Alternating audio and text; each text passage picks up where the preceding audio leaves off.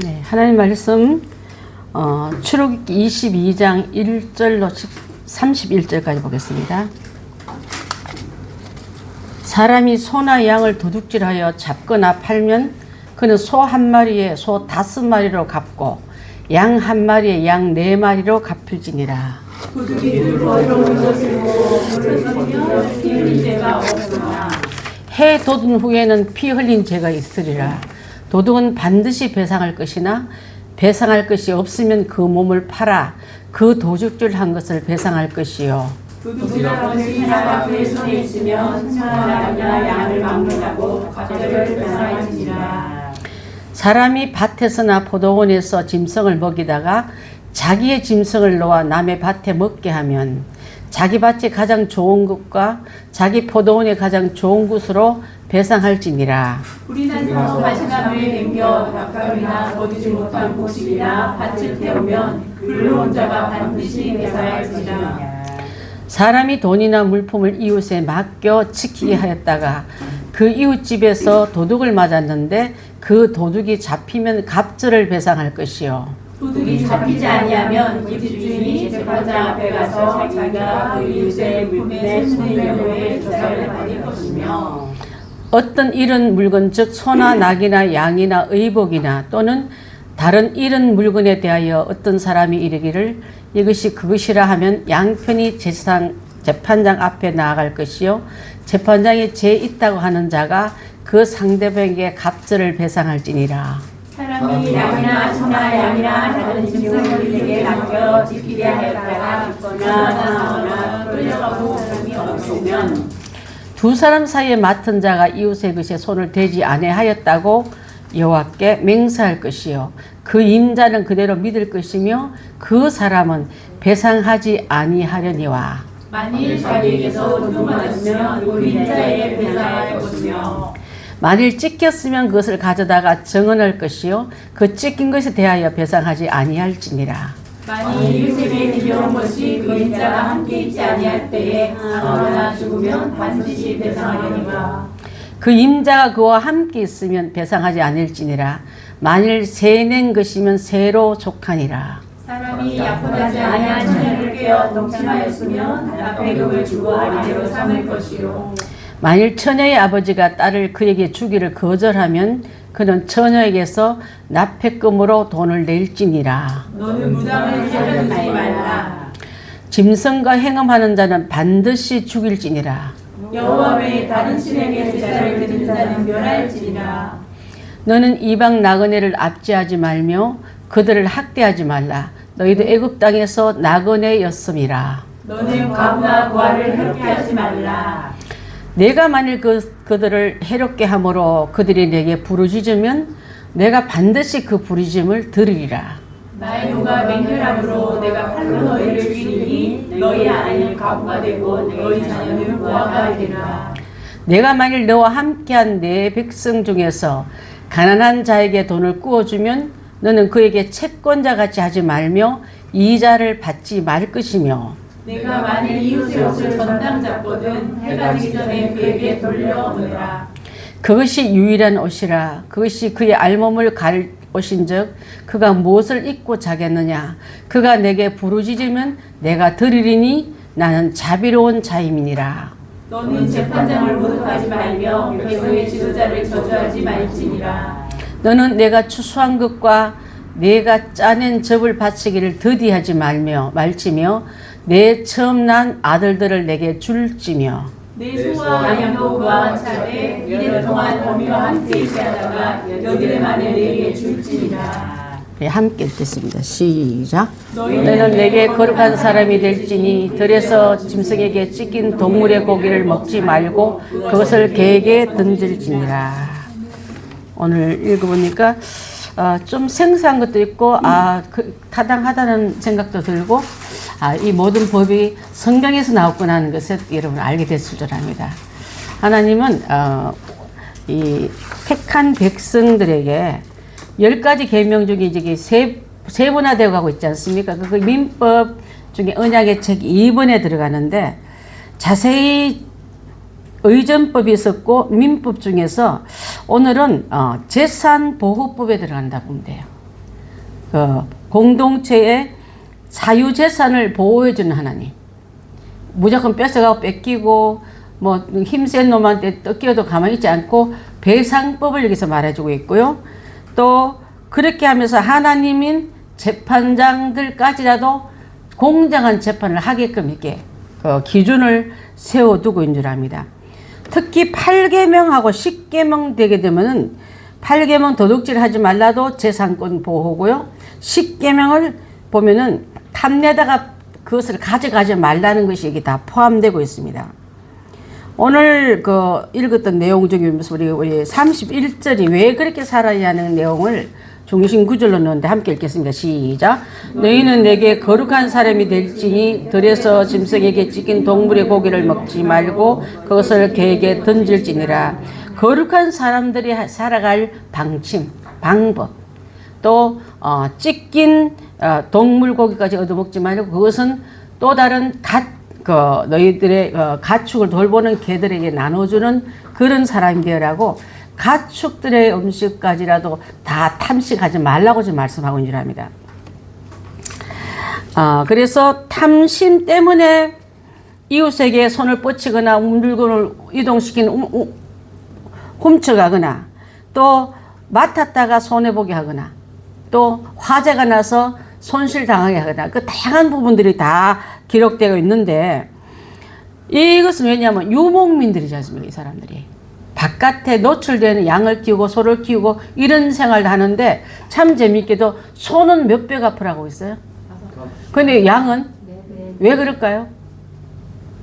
소에는 노동이 힘이 있잖아요. 그러니까 이 사람한테 이 노동을 뺏어가보면 농사 못 짓고 어떤 물건 못 옮기고 정말 기둥을 빼버린 거와 석가리 빼는 거랑 다르잖아요. 그래서 엄청 센 벌칙을 배상 제도를 넣어줌으로 말미암아 생각도 못하게 하는, 엄두도 못 내게 하는 그 안에 하나님의 공정함이 들어가 있습니다.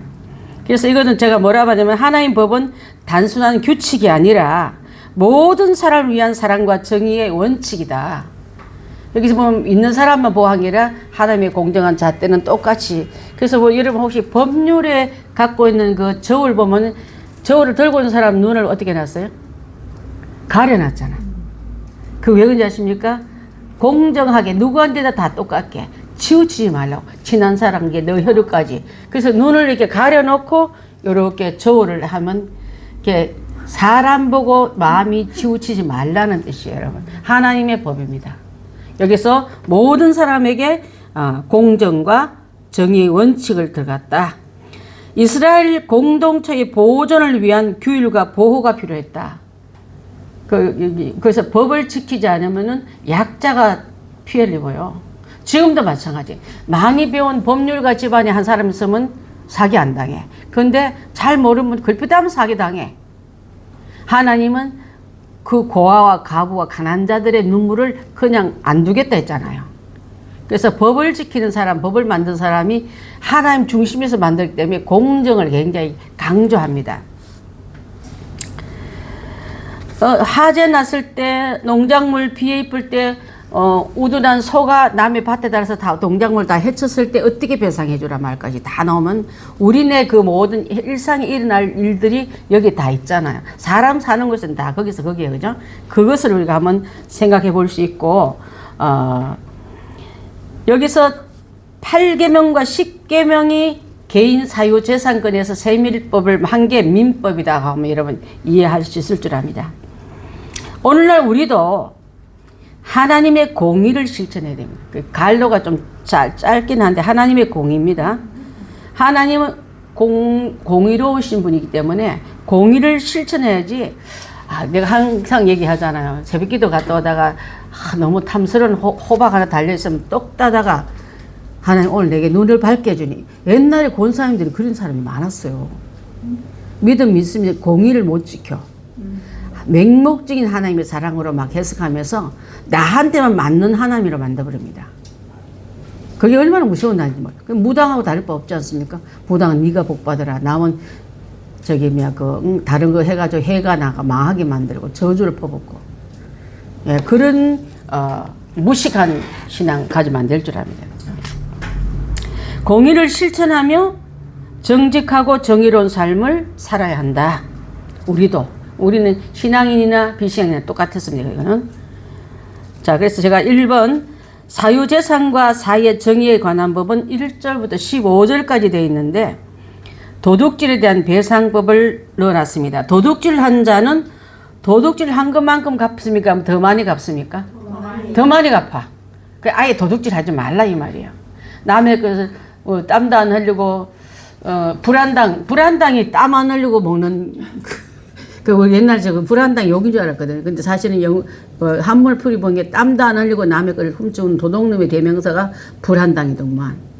그것을 하는 자에게는 더 많은 배상으로 해야 한다. 배상 갚아줘야 된다 이 말이에요.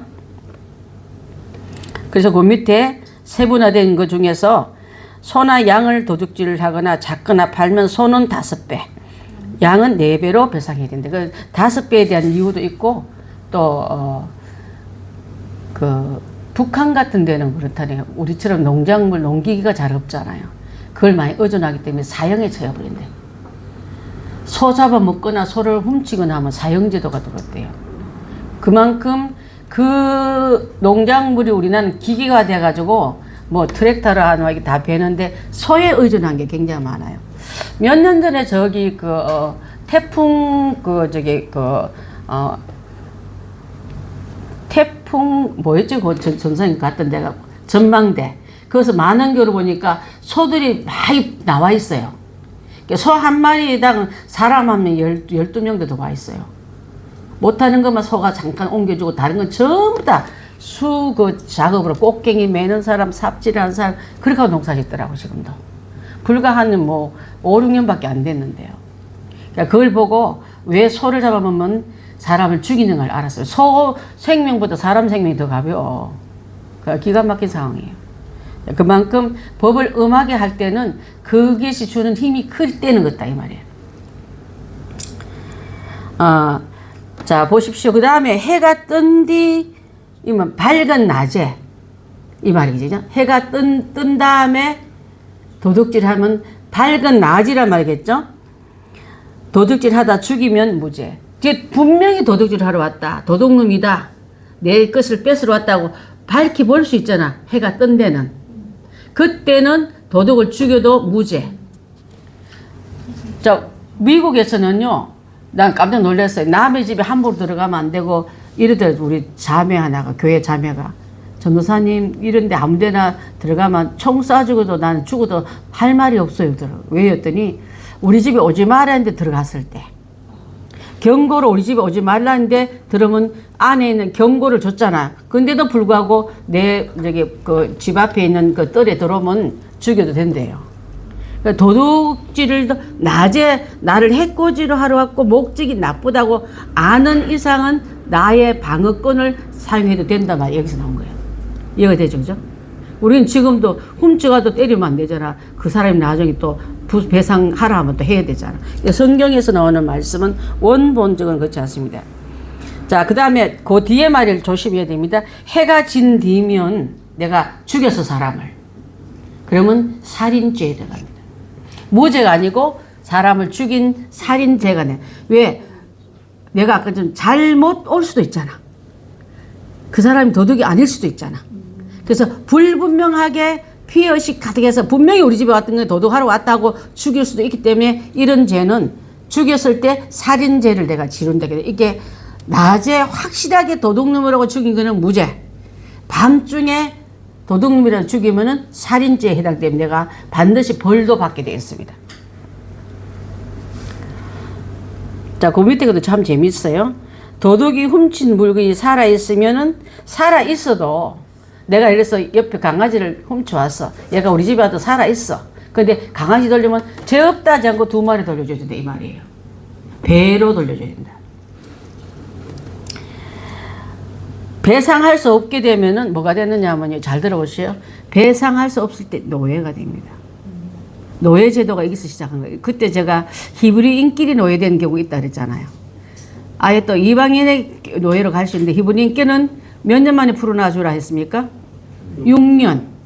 그 다음에 이방인한테는 몇 년이요? 7년입니다. 그게 차이가 나는 것을 우리가 노예 제도가 그렇게 했는데 지금 말하면 뭐와 같으냐면요. 내가 돈이 필요해서 은행에다가 한 1억을 빌렸어요. 못 갚으면은 그 갚아준 사람이 나를 교도소 집어넣을 수도 있잖아. 내가 내 몸이 내 마음대로 자유롭게 할 수 없다. 대신에 1억 갚을 만큼 일해달라면 일해줘야 되잖아요. 그게 노예란 말이에요. 노예 자체가 막 나를 뭐 그냥 쇠사슬 맨 노예가 아니라 나를 그 사람 말 듣게끔 해주게 돼 있는 게 노예다 이 말이야. 그 다음에 가난한 자의 생명을 해치면 죄가 성립된다. 왜냐하면 하나님은요 약자의 하나님이더라고. 나중에 우리 일복이 뭐라 나왔습니까? 우리가 가난한 자, 고아, 과부들을 괴롭히면은 그들이 내 앞에 울며 기도하면 나 기도 들어주겠다 하잖아요. 그리고 내가 너를 쳐서 너 가장을 죽여버리면 너의 아내는 과부가 될 것이요 너의 자녀는 고아가 될 거다 했잖아요. 그래서 우리는 약한 자에 대해서 긍휼한 없이 함부로 하면 안 되고 우리 하나님은 그들을 보호하고 약자를 보호하는 하나님인 것을 우리가 알기 때문에 법의 공정성은요 강한 자에게 기울지 않고 약자를 보호하는 게 더 힘이 큽니다. 기독교가 가는 곳마다 이런 고아원이나 과부들이 할 수 있는 그런 기술 같은 걸 많이 가지고 살리려고 많이 쓴 걸 볼 수 있고 여자는 사람도 아니잖아요. 저기 중동 쪽 가면은. 근데 우리나라 복음이 들어오면서 맨 처음에 목동 이대 부속병원이 생긴 것도 여관 하나 빌려가지고 그 또 그 남의 집 일하는 그 가정부들 또 애 낳다가 죽으니까 그래서 그들을 따로 불러서 할 수 없어서 여관 전체를 빌렸다네요. 그것이 목동 이화여대 부속병원이 된 거예요, 여러분. 기독교 정신이 들어가서 이렇게 된 거예요. 돈 벌려고 했겠습니까? 병원을 세울 때 생명보존 병원도 못 가는 그 약자들의 그 의료를 열어주기 위해서 그것이 우리의 산물이고 세브란스 병원도 마찬가지예요. 세브란스 병원은 그래도 좀 궁중에 드나든 대신들 해주려는 그런 게 있는데 목동 이대 부속병원은 그렇지 않습니다. 동대문 앞에 있었잖아요 그때. 동대문 앞에 여관 자리였답니다 그게. 그 얘기 듣고 내가 크리스찬이 가는 곳은 그 주님의 긍휼과 섬김의 그 흔적이 오는구나. 돈 벌려고 막 자리 좋은데 생긴 게 아니랍니다 그게. 그때만 해도 동대문 바깥이지 않습니까? 그게 아주 그냥 그 부잣집에서 병이 드니까 쫓겨난 종들을 고쳐주려고. 그 남자 종하고 같이 있어서 여자 종들은 또 자꾸 피해를 입으니까 따로 여관에 옮겨서 그렇게 치료해줬다. 그게 부속병원의 원조가 된 거예요, 여러분. 그 원조가 아니라 전신이 된 거예요. 두 번째는 5절, 6절 말씀은요. 5절 한번 띄워봐 주시겠습니까? 사람이 밭에서나 포도원에서 짐승을 먹이다가 자기 짐승을 놓쳤어. 아니면 짐승이 사람 안 보는 사이에 남의 밭에 들어가 먹게 되면 그 농작물을 먹었단 말이에요. 자기 밭에 제일 좋은 걸 어느 거 할 수 있습니까? 마음에 드는 거 있게 하지. 짐승은 좋은 거 먹는데 찌끄러기가 되면 되겠어 그거? 이거 쓰세요. 그만 제일 좋은 걸 주로 갖게 합니다. 자기 포도원이 가장 좋은 것으로 배상하라 했습니다. 배상법이 생각보면요. 우리도 그렇잖아요. 계약서를 채석을 했는데 계약을 안 하게 되면 우리 계약금 돌려줘요? 안 돌려도 돼요.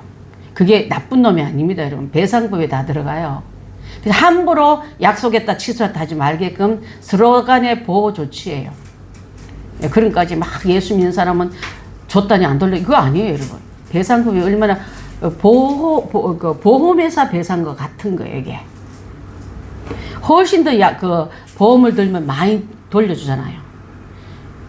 병원비만큼 주는 게 아니라 이 위로금 플러스 또 막 우리가 생활 못한 것까지 다 주잖아요. 그러니까 배상이라는 말 자체는 훨씬 더 많이 돌려주게 되어 있습니다.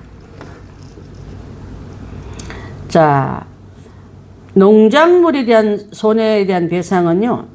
약속의 땅에 대한 확신이 있기 때문이었습니다. 약속의 땅.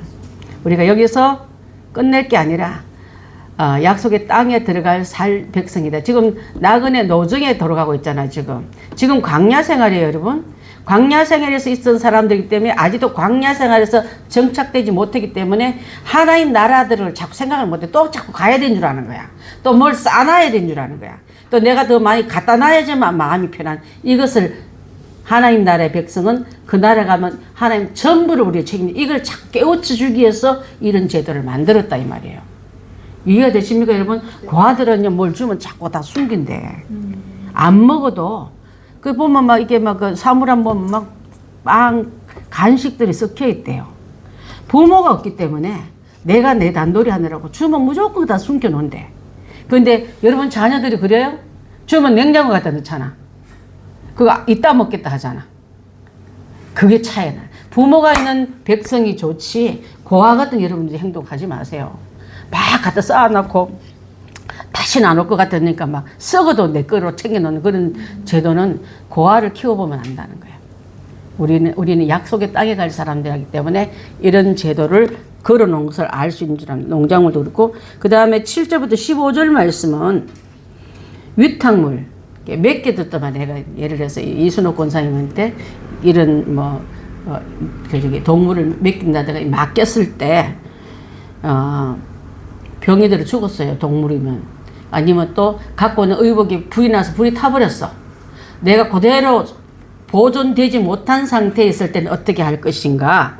거기에 대한 배상은 어떤 거는 본인이 도둑 맞아서 없어져서 자기가 숨겨놓고 그럴 수도 있잖아요. 그러면 믿어줘야 돼요? 아니면 불려나가야 돼요? 재판장한테 다 불려나가라 했습니다. 탐심해서 숨겨놓고 내가 도둑질 당했다 잊어버렸다 할 수도 있잖아. 그래서 얼마나 정확하게 재판장에 가서 다 이렇게 조사를 당해라. 또 만약에 그것이 진짜였다면 믿어주라. 이렇게 된 거예요. 상호 간의 신뢰성을 이쪽 편 저쪽 편 들려고 그런 게 아니에요. 이웃끼리 너무 못 믿어가지고 진짜 그랬는데도 저거 진짜 그런 게 아니라 도둑이 아닌 그건 지금 숨겨놓은 이렇게 돼도 안 되잖아요. 흔히 우리 일상에 일어날 수 있는 일들입니다. 그렇지 않습니까? 자, 16절부터 31절까지는요. 도덕과 종교에 관한으로 법이 나오는데 왜 7계명이 위로 올라가 있냐면은 간음하지 말라. 이 간음은 영적 간음이 있고 육적 간음이 있기 때문에 우리 1계명하고 연결하기 위해서 제가 이렇게 올려놨습니다. 자, 1계명에서 다른 신을 섬긴다는 뜻이 간음이잖아요. 영적 간음이에요. 우리도 남편 외에 다른 남자를 흠모하거나 또 마음에 품고 사모하면 몸은 붙어 살지만 이 여자는 딴 남자를 머릿속에 가슴속에 품고 있으면 다른 남편을 섬기는 것 같잖아요. 그것을 이렇게 염두에 두고 두 계명을 한번 연결해 봤습니다.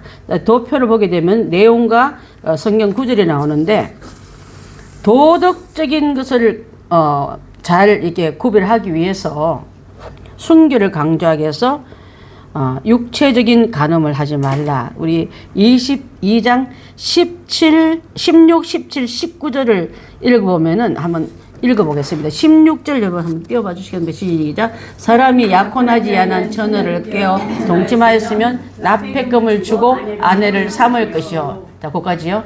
사람이 만일 약혼하지 않은 다른 사람 약혼식 안 했는데 깨어서 벌써 불러내서 바람을 폈어. 하룻밤 잤어요. 그러면 이 납폐금이 뭘까요? 어렵지, 그죠? 우리를 치면은 뭐 있잖아, 왜 지금이야 위자료예요. 그걸 왜 이렇게 납폐금을 해줘? 위자료 한 게 들어오죠, 여러분, 그죠? 위자료 주고 그는 그냥 불러다가 오늘부터 내 아내 해야 하는 아니라 그걸 다 꾸며주고 아내 역할을 해주라 이 말이야. 그 두 번째 봅니다. 그 뒤에 부분 17절. 만일 처녀의 아버지가 너한테 내 자식을 안 주니 내가 데리고 살란다. 그렇게 주기를 거절하면은 그는 처녀에게 뭘 주라? 위자료를 주라. 위자료를 주라 했습니다. 정신적으로 엄청 충격을 받았고 몸으로도 많은 충격 받는 것에 대해서 그냥 지나가지 않게. 지금 똑같아요. 그래서 혼인빙자법이나 옛날에는 간음 뭐 그런 죄 있을 때 가해자가 상해를 입은 여자에게 손해배상 주게 돼 있잖아요. 입 닫게 된 게 법이 굉장히 무거워요, 이게요.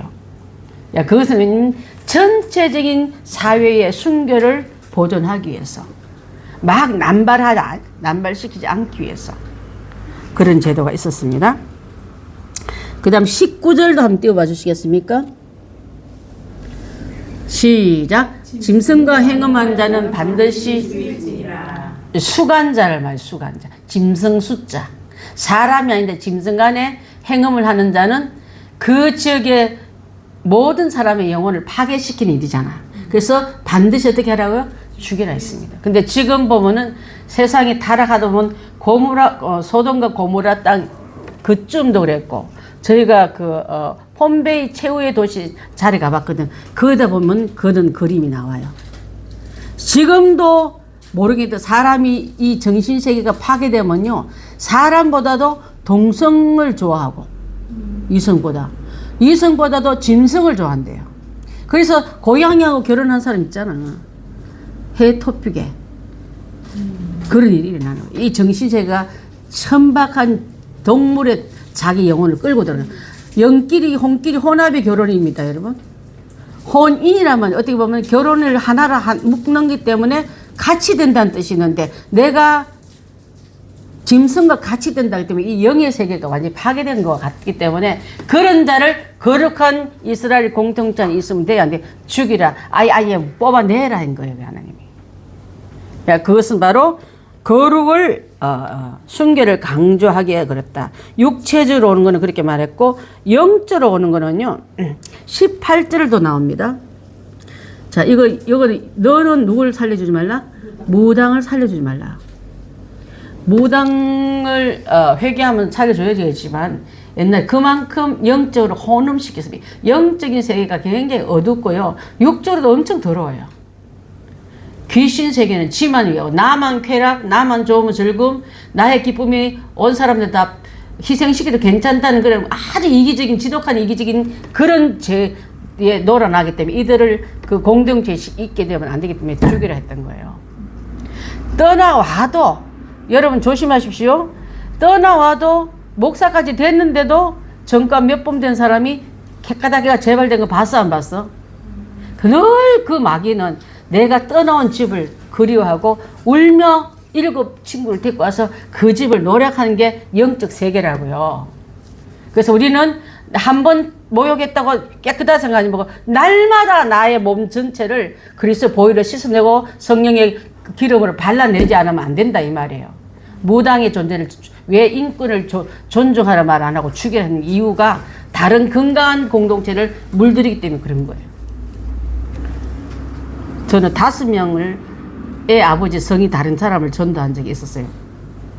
그 2번째 남자에서 난 애가 여의도 순복음교회 중등부 회장이더라고. 해성교를 찾아온 거예요. 아, 이거 나가면 안 되겠다. 그죠? 안 되겠다. 그랬을 때 우리 엄마가 교회를 나간다고 내 눈으로 봐야 되겠다고 하더라고요. 엄나는 세계는 자기밖에 뭐 자식도 없어요. 무당을 살려주지 말라. 나중에 그 사람이 예수 믿고 무당에서 청산했다 다시 돌아가서 바로 죽었습니다. 여러분. 무당 하나님 안 살려두라고 그냥 바로 없애버리더라고. 자, 그 다음에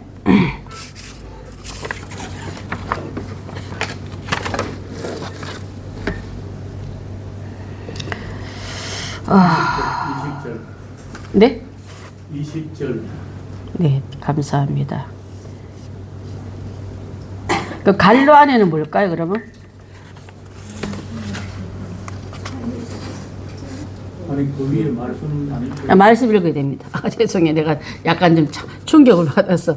자, 18절, 20절 있습니다. 18절 시작. 너는 무당을 살려주지 말라. 20절 시작. 여호와 외에 다른 신에게 제사를 드리는 자는 멸할지니라. 그러면 무당과 다른 신에게 절하는 것은 영적 간음자를 뽑아내라입니다.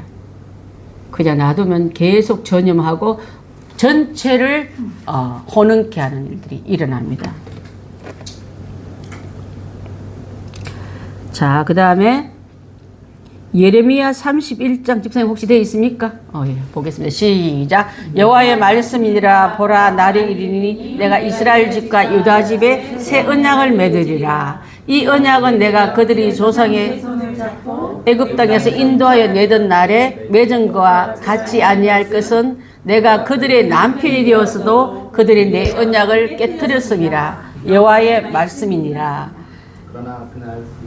그날이나 그 후에 내가 이스라엘 집과 맺은 여정은 이러하니 곧 내가 나의 법을 그들의 속에 두며 그들의 마음을 기억하며 나는 그들의 하나님이 되고 그들은 내 백성이 될 것이니라. 여호와의 말씀이니라. 그들이 다시는 자기 이웃과 형제를 가리켜 이르기를 너는 여호와를 하지 아니하리니 이는 작은 자서부터 큰 자까지 다 나를 알기 때문이라. 내가 그들의 악행을 사하고 다시는 그 죄를 기억하지 아니하리라. 여호와의 말씀이니라. 아멘. 에베소서 31장부터 5장 31절부터 33절까지 시작. 그러므로 사람이 부모를 떠나 그의 아내와 합하여 그 둘이 한 육체가 될지니 이 비밀이 크도다. 나는 그리스도와 교회에 대하여 말하노라. 그러나 너희도 각각 자기 아내 사랑하기를 자신과 같이 하고 아내도 자기 남편을 존경하라. 자, 영적으로 하나님을 존경하는 거, 육적으로 남편만 사랑하는 거, 이것이 얼마나 연결되어 따라온 줄 몰라요. 이것만 혼합되어 버리면, 아니면 아주 그냥 혼탁해 버리면 영적인 세계도 양쪽을 다 남편 두고도 뭐 내 쾌락이 어때서 이렇게 막 무당들처럼. 그래서 그 세계에서 뽑아내버려 했던 거예요. 그 다음에 육적인 남편도 마찬가지. 음욕을 품고 남의 여자를 보면서 보는 건 죄가 아니요. 근데 음욕을 품으면 무슨 죄에 해당됐습니까? 간음죄에 들어갔어요. 그래서 하나님은 원천적으로 방향을 잡지 말라고 합니다. 근데 세상은 결과 가지고 됐다 안 됐다고 보는데 열매까지 가기 전에는 하나님 시작도 하지 말라고 아예 그것을 정리한 걸 볼 수 있는 줄 압니다. 자, 사회적 약자 보호는요 21절부터 24절까지인데 21절 한번 읽어보면 답이 나옵니다. 시작. 너는 이방 납치하지 말며 그들을 학대하지 말라. 너희도 애굽 땅에서 나온 나그네였음이라. 너는 과부나 고아를 4절까지 해롭게 하지 말라. 그 다음에 만일 그들이 해롭게 함으로 그들이 내게 부르짖으면 내가 반드시 그 부르짖음을 들으리니 나의 노가 맹렬함으로 내가 칼로 너희를 죽이리니 너희 아내는 과부가 되고 너희 자녀는 고아가 되리. 이거는 누굴까요? 사회적 약자는 고아와 과부와 나그네를 말합니다. 관로 안에 쓰세요, 여러분. 나보고 고개 끄덕끄덕 하지 마시고. 고아, 과부, 나그네입니다. 나그네는 집이 없어요. 고아는 아버지가 없어, 부모가 없어. 과부는 남편이 없어. 그들의 하나님이 그들의 말을 들어주겠다 하기 때문에 그들을 괴롭히지 말라. 그래서 사회적 약자 보호가 여기 나옵니다. 자, 가난한 자도 우리 바로 가난한 건 돈이 없다 소리고 재산이 없다 소리죠. 그것도 없는 거예요. 남편하고 자녀 다 있는데 너무 없는 그것도 참 비참하잖아요. 자, 그것을 보호해주는 법이 21절부터 24절까지 나오는데 이방 나그네부터 연결되지만 24절까지 나옵니다. 약자 보호, 과부, 고아, 나그네입니다. 자, 가난한 자는 27절까지 나오는데 가난한 자한테 돈을 빌렸는데 그 사람의 전당물을 우리를 치면 뭘 갖다 맡긴다 그래요? 옷인데 이게 보증 그게 뭘 갖다 잡잖아. 저기 돈을 빌리긴 하면 왜 보증 세우잖아요. 그걸 이제 옛날에는 물건으로 많이 잡았거든요. 옷을 잡으면 사실 가난한 사람이 옷이 많은 사람이 가난한 사람이라 그거 하나밖에 없기 때문에 돌려주라 합니다. 아니면 밤새껏 떨고 있었기 때문에 돌려주라 했던 거예요. 그것이 유일한 옷이라. 그의 알몸을 가릴 옷인즉 무엇을 입고 자겠느냐. 그가 춥다고 하나님 너무 추워요 하는 그것도 하나님 마음에 듣고서 그들의 아픔을 동감한 하나님이라고 이렇게 성경이 너무 기가 막히게 약자 보호법이 다 나옵니다. 나는 자비로운 자입니다. 이렇게 말씀하십니다. 옛날에 고리대금업자들 뺐었잖아요. 안 주면 막 대단했지 않습니까? 가난한 자 돈 빌려주고 이자 받지 말라 했어요. 오히려. 채부잣집 얘기 많이 들었습니까? 혹시 경주 채부잣집 얘기? 그 사람이 사는 백리밖에는 굶어 죽는 사람이 없었대요. 그게 진짜 부자지. 예.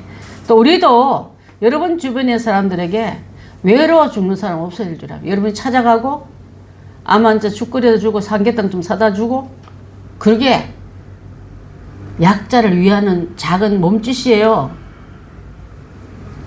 눈 조금 열면 다 들리고 다 보이는데 우리가 너무 이기심만 하면 안 보여요. 안 들려요. 내 식구 먹이다 보면 바깥에 굶어주는 사람 나오면 안 되잖아요. 그래서 우리 교회도 작은 몸짓이고 여기 광염교회 같은 교회는 불나면 맨 먼저 쫓아가는 교회가 저 교회예요. 지난번에도 맨 먼저 그분들이 담요하고 물통 들고 빵 들고 가요. 난 교회가 힘이 있으면 난 그렇게 하고 싶어요, 진짜. 우리가 언젠가도 작은 일 시작하다 보면 큰 일도 맡겨주지 않겠습니까? 그렇게 생각하고 잘 쓰임받길 바라겠습니다. 자, 누가복음 6장 34절부터 35절도 있습니다. 시작. 너희가 받기를 바라고 사람에게 구워지면 칭찬받을 것이 무엇이냐? 죄인도 그만큼 받고자 하여 죄인에게 구워주느니라. 오직 너희는 원수를 사랑하고 선대하며 아무것도 바라지 말고 구워주라. 그리하면 너희 상이 클 것이요 또 지극히 높으신 이의 아들이 되리니 그는 은혜 모르는 자와 악한 자에게도 인자하니라. 예수님이 원수에게까지 내밀며 줬잖아요. 자기를 잡으러는 로마 병정에 부하인 베드로가 길을 치니까 떨어져 죽었으면서 고쳐주신 예수님. 저는 우리는 그렇게 살아야 되는 줄 믿습니다. 예수님의 기본 정신도 모르면 우리가 따라 할 수 없어요. 그만큼 예수님까지 잘 알아야 되는 게 우리기 때문에 연습하다 보면 어느 날 그렇게 되겠죠. 근데 시작도 안 하면 전혀 그걸 엄두 낼 수도 없을 줄 압니다. 자, 그 다음에 종교법으로 들어갈 때는요, 28절에 나옵니다. 28절 시작. 너는 재판장을 모독하지 말며 백성의 지도자를 저주하지 말지라. 세우는 질서에 대해서 위계 질서를 흔들지 말라. 재판장도 또 지도자도 위로부터 왔다는 것을 설명하죠. 그게 없으면 법 자체가 우리가 그게 진행이 안 되는 거예요. 집행할 수가 없는 거예요. 경찰관 옷 입어도 도둑이 와가지고 깔보는 그런 시대 가면 되겠습니까? 제복에 대한 그 엄청난 권위를 이렇게 세워주는 거예요. 미국 살다 보면 경찰이 제일 무서워. 경찰 오면은 진짜 막 그 권위가 말하면 그래서 경찰 국가라 말이에요. 약자들이나 불법자들이나 도둑놈들이 설치지 못하는 나라가 미국이에요. 그래서 질서를 잡기 위해서 이렇게 권위 있는 자들을 세워주는 하나님. 재판장도 세워주고 지도자도 세워줍니다. 정말 썩어 빠진 재판장도 지금 많지만은 그래도 내가 올라가서 재판봉 두들길 수가 없잖아. 그래서 일단은 여기 오는 근본 원리를 잘 따라가면 될 줄 압니다. 자, 이 모든 소유권은 하나님이시기 때문에 그렇습니다. 29절부터 30절까지 시작. 너는 내가 추수한 것과 내가 적들을 바치기를 더디하지 말지며 내 처음 난 아들들을 내게 줄지며 너 소와 양도 그래하되 이래 동안 어미와 함께 있다가 8만에 내게 줄지니라. 여기서 바칠 대상이 누구십니까? 여기 받으실 분이 누구세요? 그렇죠. 이 모든 것의 소유권은 하나님이다. 이 법을 다 해놓고 마무리는 전체의 소유권은 하나님이다. 그 다음에 하나님께 드릴 것 중에 추수할 것, 짜낸 첩, 이거 미루지 말고 바치라 했습니다. 제때. 이게 중요한 건 내 처음 난 아들. 처음 난 아들이 뭐예요? 장자잖아요. 장남이잖아요. 근데 이삭이 둘째 아들과 자꾸 느껴지는데 사실은 정실 아들 맞아요. 법칙 아래 나온 아들 맞습니다. 근데 자꾸 이스마엘을 큰 아들, 이삭을 작은 아들인데 그거 아니에요. 법칙 아래 받았던 것이 첫 열매를 왔다면 공정한 수입의 첫 열매는 11조입니다, 여러분. 그것을 드리라는 거고, 그 다음에 예수님이 독생자 예수님 첫 아들이잖아요. 예수님 드렸듯이 우리도 마찬가지로 첫 열매는 하나님 거다니까 드려라 이 말이에요. 11조의 원리가 여기서 나옵니다. 여러분. 그냥 단순한 열매, 곡물, 수입이 아니라 하나의 원리는 이삭 드렸고 예수님도 바쳤고 또 우리도 그게 하나님 것은 함부로 손대지 않는 것을 드리면서 이렇게 하나님께서는 하나님께로 돌려드리라고 말씀하고 있는 줄 압니다. 자, 여기서 우리 전체를 다 넘어가고요. 사회적 약자 보호. 자, 그 갈로 안에 사회적 약자 보호와 공정한 배상, 종교적 순종을 강조하는 게 바로 지금까지 공부한 1절부터 31절 내용인데, 이는 이스라엘 공동체의 질서와 신앙적 정체성을 세우는 데 중요한 역할을 한다. 공동체의 질서 플러스 신앙적인 정체성을, 신앙 배제한 게 이게 하나님 없이 자기 유익한 인간, 사람이 먼저다, 인간이 중심, 이게 아니에요, 여러분. 하나님 중심으로 세워진 법이다 이 말이에요. 두 번째는 공동체 질서와 정의 실현.